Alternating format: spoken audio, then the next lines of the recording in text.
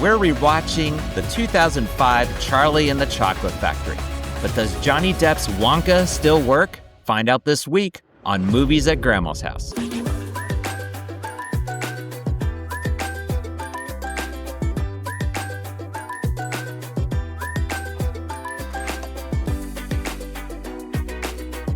Hello. Please come in. There's some fresh cookies in the cookie jar. There's a pitcher of Kool-Aid on the counter. Have a seat. We'll put a movie on for you. This is Movies at Grandma's House, where we look at the movies from the past, see with our modern eyes it's good, and Grandma approves. And I'm your host, Isaac. I'm sorry, I was having a flashback. And who's joining me to consider the 2005 Charlie and the Chocolate Factory? It's Ajax. The best kind of prize is a surprise. And welcome one and all to Grandma's house. And he did it, ladies and gentlemen. In bowling, he did the turkey. And if you're a hockey fan, he got a hat trick. It's Ajax. He's back for a third episode in a row. So welcome in. How you feeling? It has been 3. I'm feeling great. Thanks for having me again. Absolutely. And I think you're setting the record. So, if you keep it going, who knows? Maybe that'll be an untouchable record. That, 3P. We'll have to keep an eye on. Yes. 3P. I missed out on one. I knew I was forgetting one. But it's so great to have you join in. Seth sends his regards. Again, he will be back soon. We promise. But he does send his regards, and we'll look forward to his return. In the meantime, we're going to hang out, have some fun. And like we normally do, we want to make sure you have the proper spoiler warning. So from here on out, consider it spoiler territory. And if you love to visit Grandma's house, you want to show her some love, make sure you smash subscribe, give us a like if you enjoy the content as well, and comment your thoughts on the film we're considering and how you would review it. So this week, again, we are considering a film that is turning the big 2-0. It is now officially 20 years old. It is Charlie and the Chocolate Factory. This was released back on July 15th, 2005. It had a budget of $150 million, but the box office, it grossed $475.8 million. So it spent pretty much pretty penny there on the budget, but it made back quite a bit in return. And we're going to talk about, I feel like this was one of those 2000 films. One, I'm wondering what the merchandise was. We'll get into it, I'm sure, a little bit more. But looking at the reviews, IMDb has 6.7 out of 10. Rotten Tomatoes is at an 83%. So again, this is a movie that is turning 20 years old. So I'm interested to get your thoughts. Let's start with you, Ajax. What are some of your first memories with this film? I remember liking it. I did see it in theaters. And then right after theaters, when it came out on Blu-ray, I ended up buying it. I don't know if it was Blu-ray. It might have been DVD in 2005. I can't remember. But I remember liking it enough to get it. And of course, I loved the original. And so I'm like, all right, well, this is a nice little companion piece to that one. So yeah, it was good, I thought. Awesome. My first memories, I remember when this came out. This film, I just recall it everywhere, like every hot topic, every emo place, because emo and angst and teenagers, this was what followed it. It felt like this film was everywhere. You saw like shirts and backpacks. And like I mentioned, I'm curious to see what kind of money they made back on merchandise alone. With the royalties and all that stuff, I'm not sure how much was profit. But regardless, one of those things I need to look up. When it comes to the film, though, I didn't see this when it came out. And the reason being, I remember my brother went with a group, and normally we would go together, but for some reason I just was busy or had something going on. He came back and said it was terrible. He hated it. And he said everybody in the group hated it. So he said, just watch the original. Don't worry about the new one. If you want to watch it. And so I did. All these years, I've never watched this film. I just thought, I'll just watch the original. So that kind of got me a little excited when we were going to go to consider this, because I'm going into it with fresh eyes. But with that said, I'm curious now, going back to, this was 20 years ago. So what were some of your expectations going back on the rewatch? I expected to like it just as much as I did back then. I can tell you that I had never watched it fresh off of watching the 1971 version. I had just watched it. This was like years and years after I watched the 1971 version again. So this is very interesting watching it 1 week removed from the original, but I expected to like it a lot more. I expected to enjoy my time because I love Tim Burton. I love the styles that he uses, and he really puts his own stamp and his identity on it. It's a signature Tim Burton film in every way. So yeah, I thought I would enjoy it. All right. Well, my expectations, I actually had low expectations. I was like, again, people said it was terrible last I checked.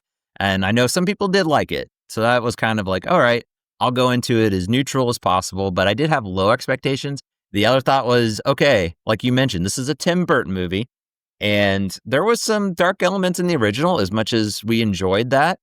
It might be a little scary for the kids. So that was actually a little concern, maybe some expectations. I'm watching this with my kids. So again, my expectations, like normal, I'm wondering what they're going to think of this. If there are any scary moments, because I have no idea what to expect. I've never seen it. So that was kind of my expectation. It was just like, I'm going to buckle up and hope for a fun ride, hopefully. So, well, before we get into our plot rewind, let's pause for just a moment to hear from our sponsor. Hey, love movies as much as we do? Then bring the experience of the theater to your walls with movieposters.com. Whether you're into the classics, the blockbusters, or indie gems, they have something for every single film fanatic. As a listener of our podcast, you can save up to 15% on your order right now. Just use code Grandma's House 15 at checkout. Head to movieposters.com and let's build your ultimate collection today. All right. So in this case, this is 20 years ago. That's back when we had DVDs. So let's do that. Let's take the DVD out of the case. Let's put it in the DVD player and press play.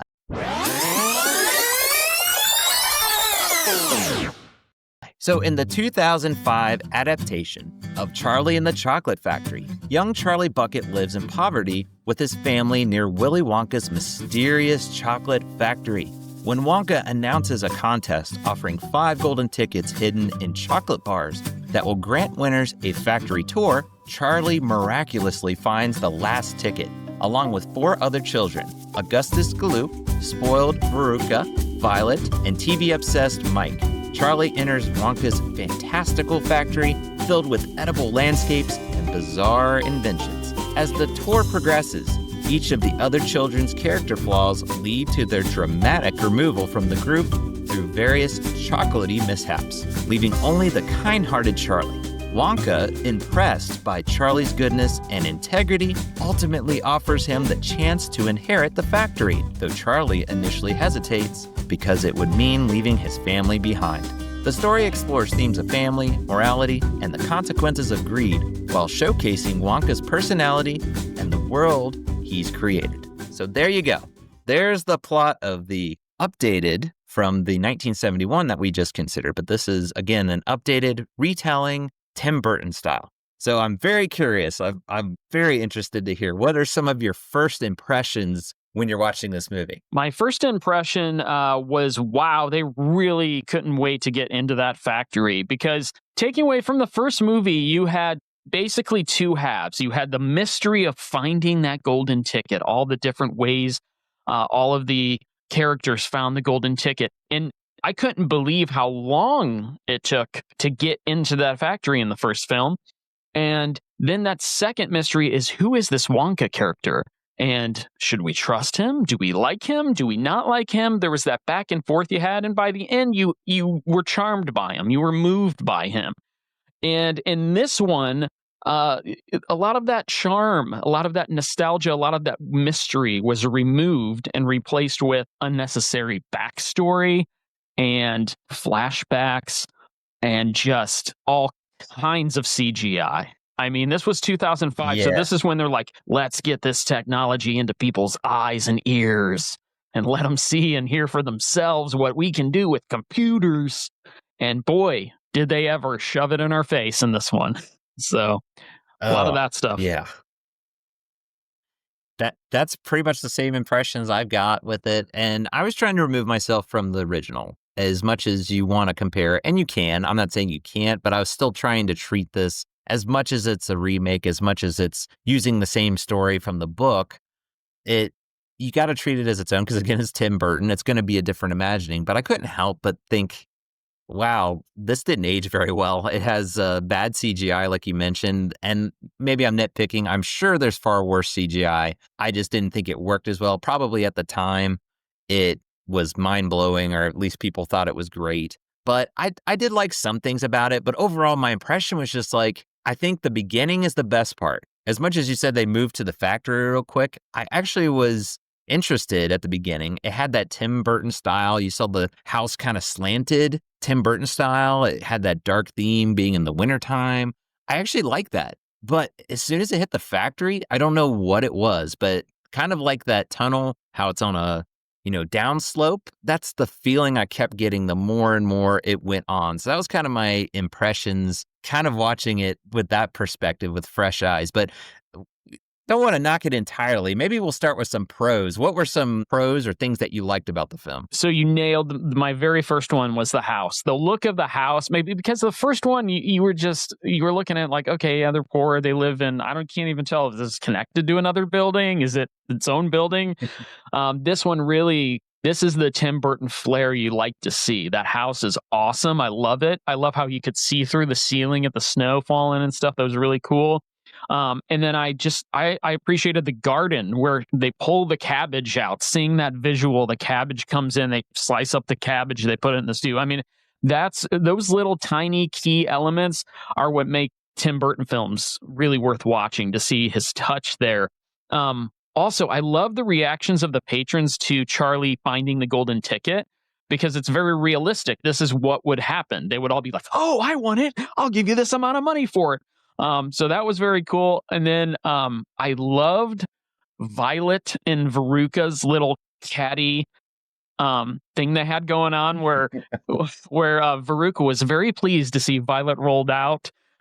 She's like, yes, cheering inside, even though they were pretending to be friends. They had that little quarrel between them. And then the squirrels are so much better than the geese for the Veruca scene. And the squirrels were a plus. I like that. But my favorite thing overall in the whole movie, I loved Deep Roy as the Oompa Loompas, plural, played them all. I loved him. And then I loved Danny Elfman. His music, his score was great. And I loved his voice coming through in all the Oompa Loompa songs. So it wasn't quite like the musical in 71. It was more just focused on those 4 or 5 songs from the Oompa Loompas, but I really think it made a difference. So those are my pros. Gotcha. I thought there was some good, I agree with you, like the shots that were done. It's very Tim Burton-esque. I really enjoyed those. Like, yeah, the cutting of the cabbage. I, again, like the beginning, the actual fake out where he gets it as a present and he's opening it and they're all watching him and you think it's the ticket, or at least, they think it's the ticket, and it isn't.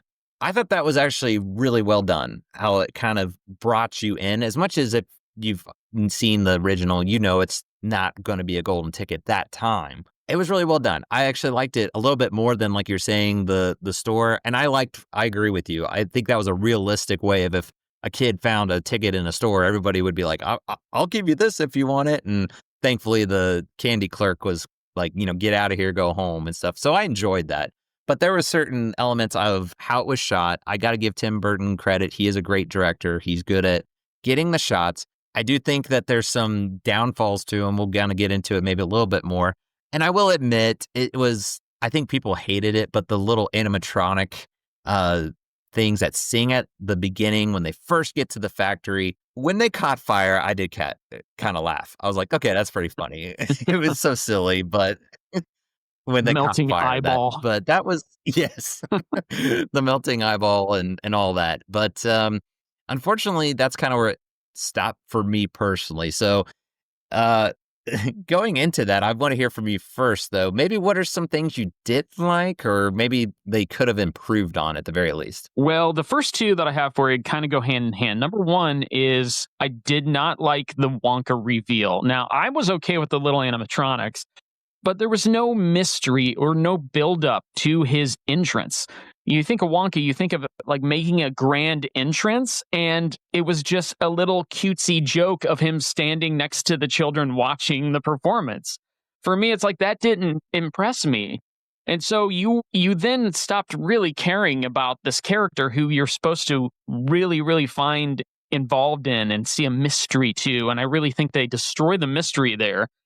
The other part that goes hand in hand with that is the flashbacks, where you even see him in a flashback before he's supposed to be revealed. Granted, he's like standing behind a mirror or something, so they're kind of like making it a little bit of a surprise. But I just think that it takes away from the overall mystery of Wonka himself in these flashbacks. And um, culminating in an ending where I get where they're coming from with the whole family centric thing, and that's kind of how Wonka was coming to fruition, and that's what really made him go, oh, it's all about family, not about my chocolate factory.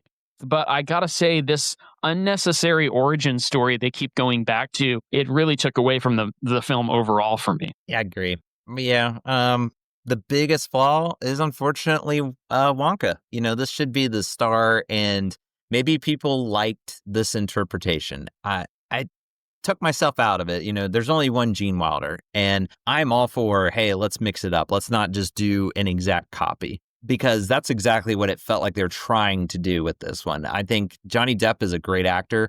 I have a lot of respect for him. There's other movies I enjoy him in, but my hot take is this is probably Johnny Depp's worst role I have seen him in personally. I didn't enjoy it at all. I didn't think it just, oh my gosh, I couldn't stand him. Like, going back to what you're saying about Wonka, there was no mystery there. He's just comes across as rude and snooty and just like, get away from me. I don't like you. Whereas we talked about it in the 1971 with Gene Wilder, he might at times show that, but it was because they were bratty little kids, and it was just kind of like, I'll hit you with some sarcasm. It wasn't outright rudeness. It was sarcasm, which is rude. I agree. I'm not going to say that it isn't, but it was much more charming, I guess, is what I'm trying to say. Is whereas this is just, he was very awkward. There was maybe a few awkward times with the original, but it was like 100% all the time awkward. And I think it goes back to, like you said, the flashbacks made it even more awkward of, okay,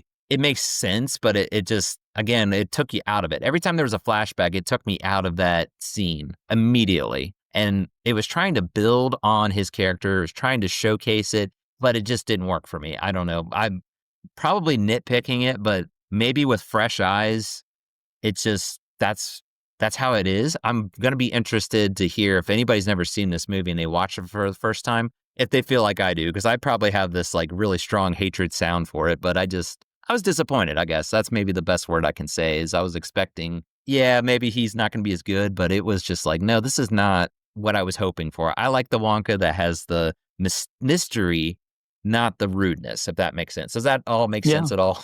Yeah, I 100% agree with you. I think that I really think Depp's portrayal just dismisses the charm that we come to know and love from Gene Wilder's portrayal, and that he adds the sarcasm in Wilder's portrayal is missing from this one. And I think a really good example of it is with how he plays with Mike TV's character, where he says he's a mumbler and he's mumbling, but he's not mumbling.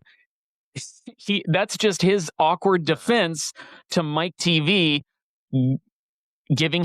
insulting him, and he took offense to it, and so he's just calling him a mumbler. Well, that's not funny, and that's not cute, and that doesn't make me like the character. Whereas with Gene Wilder, he would come up with something sarcastic and smarmy, and something about that smarm made it charming. And just like you said, the charm is totally not present here with his portrayal whatsoever. And so, yeah, that's exactly what I would say for sure, 100%. Yeah, you nailed that. That's actually perfect, because yeah, he says you're mumbling, and I thought that at the time I'm like, he's not mumbling, but it's that whole, you're insulted or embarrassed. So it's the cover up, like, I can't hear you. I can't. But Gene Wilder, you go back to that Wonka, Mike TV would shout really loud. And so he would sarcastically, like I said, one of my favorite lines, I'm a little deaf in this ear. Could you speak a little louder? That's charming. That's funny, because you can give it right back. And he was insulting Wonka, but Wonka gave it right back in sarcasm. This one was just that awkward, like, I don't like you and you're embarrassing me. So I don't know. I was kind of just disappointed with that. And I guess the other thing that I didn't like that sticks out to me, because I'm going to keep it simple, though, that's the simple way of it. The other was the Oompa Loompa songs were very cringy to me. I could hardly get through those songs. You mentioned Danny Elfman. The score is fine. I think it did a good job on the music. It's Danny Elfman. But the actual like songs, I was not a fan of them. I was waiting for it to end, honestly. When they would start, I was like, oh boy, here we go. And that's how my kids were with the first one because of the musicals. But this time I'm like, okay, I'm feeling like my kids this time. So I don't know. How did you feel about them? Well, that's where I have to disagree with you because I actually really like the songs. I mean, as far as they're catchy, I don't know. We'll get into like the fun fact here real quick because we're touching on it right now. But all of those songs specifically are ripped right from the book. So they included exactly the songs that were on the written page, sung and come to life. And believe it or not, that's Danny Elfman's voice that you hear over each one of the songs. So it's very interesting because you don't get to hear his voice too often. But before I even knew that, though, I mean, I really, really did enjoy those songs. I think they're goofy enough. And I mean, if you have to sit through Charlie and the Chocolate Factory and going through all this, I think the reward at the end of each character's demise, if you will, is that song. And you're like, oh, okay, well, at least we'll hear another Danny Elfman over Deep Roy acting. A little bebop there. So I actually did like that, but I can see why some would not, including yourself. Yeah. That does make sense, though. And one thing we'll probably get into it more when we hear from reviews is I've heard people say this follows the book a lot closer. So when you say that it's based off of the book, that makes a lot more sense. I will say it just didn't click with me. I'll just put it that way. Maybe it's just not my cup of tea. I like silly, I like wacky, but there was just something off-putting about it. And, it wasn't terrible. I've definitely heard worse things. So it wasn't like nails on a chalkboard, but I was just kind of like, okay, I'm ready for the next scene at that point. No, it definitely didn't save the movie for me. Let me just put it that way. I still didn't love it. It didn't save it for me. But you mentioned it was like the book. So not only are the songs ripped right from the book, it does incorporate more of the elements directly from the book to the film. And so just not just the songs, but also the prince and the chocolate palace at the beginning that you see, that's from the book. That was actually in there where the chocolate drips down on them. Their whole palace is gone after the sun melts it. The squirrel room is from the book as well. And so, we got the geese with the 1971 version. The squirrel, definitely more realistic. Than the goose that lays the golden eggs. The title itself, Charlie and the Chocolate Factory, that's the name of the book. And Charlie's dad is alive and well in 2005. He was passed away in 1971. So I like that connection too, because the dad could go and to get stuff at the store, where in the 1971 version, I'm like, how did the chocolate bar, who got that? If Grandpa Joe can't walk, who got it? And the mom was back at home. So yeah, that was cool that he, incorporated all that stuff in there. I think it worked better in 1971, taking those liberties and changing the things the way that they did. I like that version. I agree. I think they did some good things. This isn't like terribly done. It just felt a little bit, I guess, disappointed is the word I keep coming back to. Is it seemed like there was a lot more there. They just kind of took a little meat off and said that's good enough. They didn't want to go all the way, and I think they could have developed a little bit better at times. The flashbacks, I will say, it's nice to see. Just a random thing to throw in there. Is Christopher Lee. It's great to see him. I love his voice. It was great, but it was still awkward, having that flashback. It's just a shame. He could have been utilized a little better. He did a great job in that role. I mean, he played that stern dentist for a dad. I mean, that was perfect. But unfortunately, again, it was a flashback that kind of took me out. So that's another one I can think of positives. There was a few positives. I thought that was well done. This film has that. It's just, again, I'll go back to it was kind of disappointing, if I'm going to be frank, when I'm watching it. And I think a big of it is just Johnny Depp, unfortunately. Just this time I'm going to kind of hound on him a little bit for his acting. But, just this one time I'll do that. Well, why don't we go ahead and move into our fun facts? This is a time when Seth normally will give those. So thank you, Ajax, for filling in again for Seth. But what kind of fun facts do you have? Well, we already talked about Danny Elfman as the voice of the Oompa Loompas, which is interesting. So I got a few more here for you. Johnny Depp was so impressed with Freddie Highmore's performance in the film Finding Neverland that he recommended Tim Burton to view him for the role of Charlie Bucket. And sure enough, he was cast as Charlie Bucket. So that's interesting. Highmore, great actor, still acting today.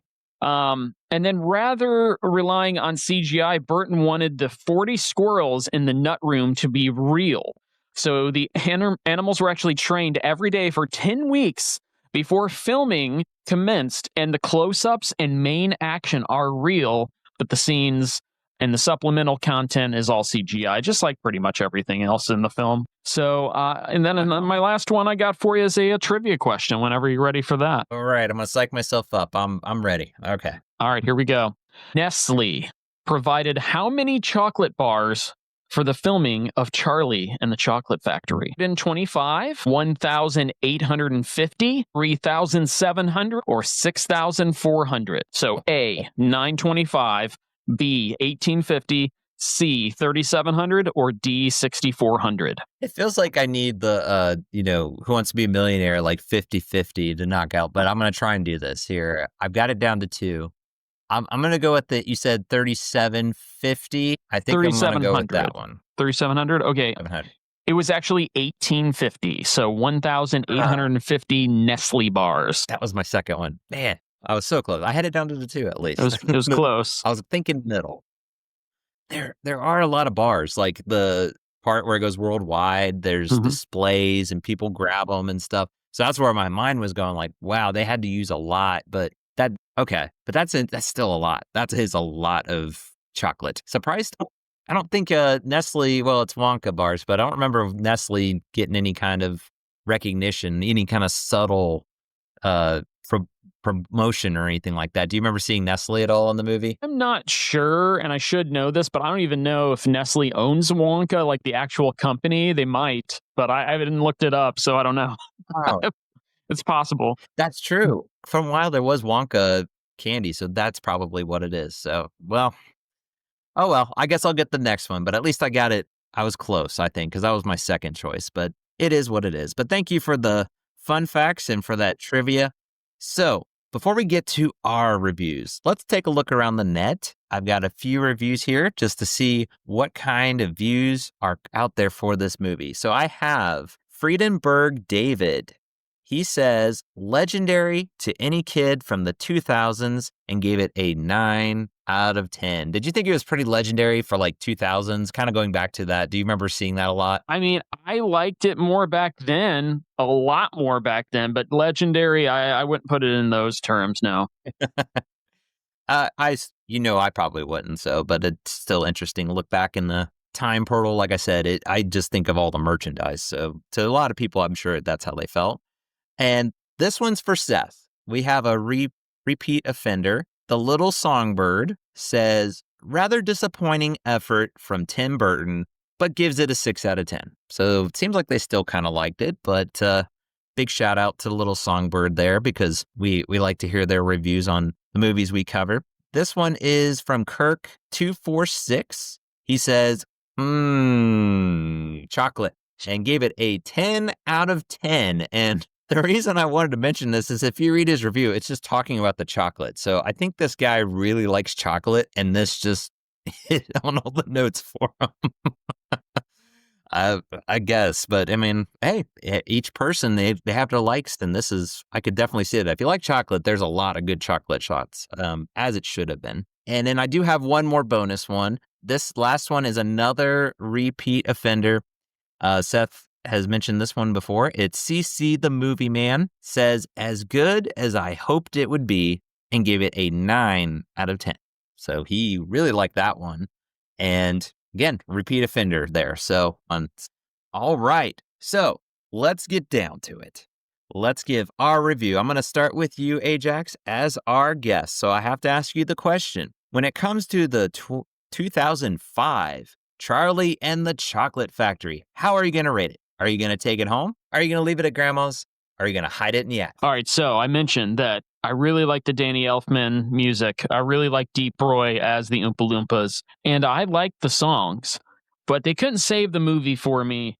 overall, the cons way outweighed the pros, especially Wonka portrayal from Depp, which means I'm going to bury that thing so far in the attic that I hope I never find it again because I don't need to ever watch it again because we have the 1971 version, which is so much better, so very much better. So yeah, I'm hiding it. Hey, wow. You're very passionate about hiding it too. I was wondering if you'd still leave it at grandma's, but that's a for sure certainty with your answer there. And when it comes to Seth, he did forward along his review. So I'm going to go ahead and read his thoughts. So here is Seth's rating for Charlie and the Chocolate Factory. He says, tried to think this might have been its generation's favorite telling of the story, at least to some. The casting, in my opinion, is great, but I felt it was a bit too updated, if that makes sense. I will leave this at grandma's. And I think that makes sense, Seth. Comment on that. If it went a little too updated, I kind of like that because if you're going to make a modern take on a movie, you do need to kind of update it. At the 1971, the computers and other technology, that was out of date. When you watch it now, you can still appreciate it. But certainly, if you're going to update it, why not? Like the video games is kind of the more Mike TV aspect, not the Westerns, because that was big at the time. But I get what you're saying there. Yeah, for sure. About it feeling maybe a little too updated. And this is definitely the time of 2000s. I feel like this is like that time capsule. If you want to know what 2000s was like, the tones, the CGI, like we mentioned, very similar to that time period. Well, for me, I think you can tell I didn't really have the best experience with this one. Again, there were some positives. I bring out, like you said, Danny Elfman did a good job on the score. There was some positives, again, with the casting. I agree with Seth on that. I think the cast did a good job. But outside of Johnny Depp was just too much of a sore thumb to me to overlook. He just, again, he could have a different interpretation. I'm not saying he had to be exactly like Gene Wilder's. It was just not what I was hoping for. It really was bad. It was just more of a annoying character to me, unfortunately. He had some funny lines here and there. He had his moments. I mean, seeing him run into the glass, I remember that being in the trailer and how the hat pops up and everything. There's little funny things here and there, but it just, like you said, it wasn't enough to overcome those bad things. So I am also going to be hiding this one in the attic. I don't have any reason to see this one as well. I'm going to be going back to 1971 if I want to watch it because it's just hard to outdo that one. I mean, why mess with a classic, as they say? Well, we got our rating, so let's get to Grandma's rating. So Ajax, what is Granny's family-friendly rating for Charlie and the Chocolate Factory? Well, the tunnel scene was much less scarier in the updated version. It ended up being more like an amusement park ride, so it really wasn't that bad at all. However, that scene was replaced by a lot of peril involved in Augustus and Veruca's scenes where they, got taken away. And so for that reason, we're going to give it a B minus for Grandma's rating. Yep. So there you go. I think the one positive I forgot to throw in there is you do see them all leave the factory. I mean, the original was kind of like, what happened to them? You just kind of have to go with, yeah, they're okay. But it does leave it up to a mystery. This one does make it a little less intense because, like you said, the Augustus scene was actually more intense than the original and Veruca. But you do see them walk out okay. And it was kind of funny seeing like Violet super stretchy because they had got all the juice out of her and now she's like super flexible. So that's another positive I'll throw in there. But yeah, just be aware it's still Tim Burton like. It's got its dark tones. So be aware of it. Grandma might not mind, but at times maybe she's kind of on edge a little bit because it is a Tim Burton movie. Well, there it is, folks. We have covered both of the Charlie and Chocolate Factory movies. It's another movie in the book. Thank you so much, Ajax, for filling in for Seth this week. And in return, we want to, again, make sure you get the spotlight. So why don't you tell the good people where people can find and connect with you? Well, thank you. On most of the socials, you can find me at Ajax2727. On TikTok, you can find me at broken_spatulas.